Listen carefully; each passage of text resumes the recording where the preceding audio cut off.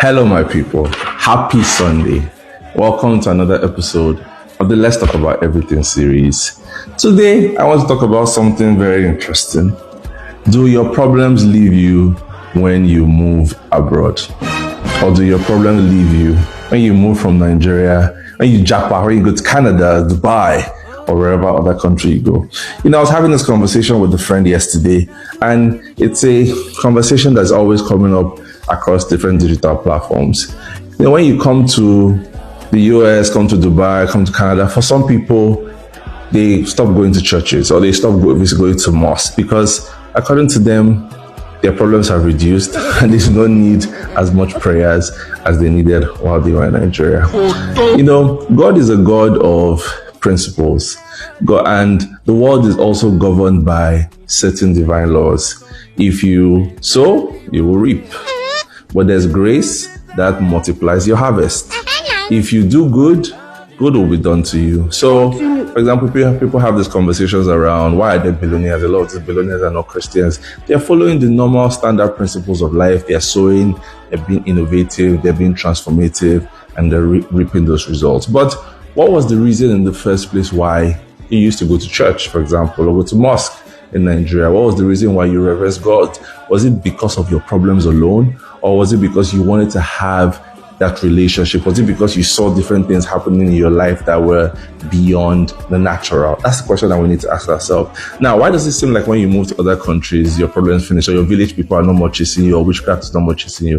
It's because in these countries, they have principles, they have laws, things are working, governments are doing lots of very innovative things. There's healthcare, there's transportation. I heard the very sad story of Junior Pope this week, and he was off to a movie shoot. First of all, there was no life jackets, and then he almost drowned. He came out of the water. They've taken him to a morgue.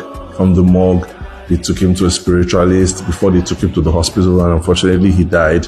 These are just basic life principles. If there's a proper accident or emergency system that's in place, he would have survived. And there are a lot of people like that as well that also have survived. If we think about even our own personal lives, a lot of our families, some of our parents and grandparents, they would probably have survived if they were in a country that works. So it's not the case that your village people are no more chasing you. They're still chasing you, but it's now more difficult for them to reach you because you are in a country with a system that works. You're in a country that has health insurance. You're in a country that has proper laws around transportation, roads. Nigeria is improving. We miss Nigeria so much.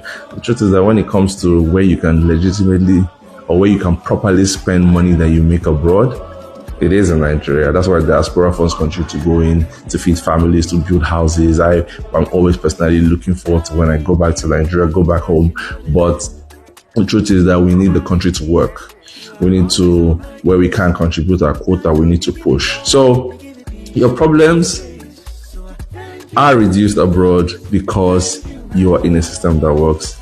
Your village people are still chasing you. It's more difficult for them to find you, but they are still chasing you very, very well. So if you were going to church or going to mosque in Nigeria because of problems and you stop going abroad, it's your prerogative because everyone has a personal journey with salvation and with God. But you have to realize that there's a reference, there's a grace that comes that can supernaturally accelerate your efforts, and try as much as possible to walk in that grace. Thank you very much, guys, for joining today's episode.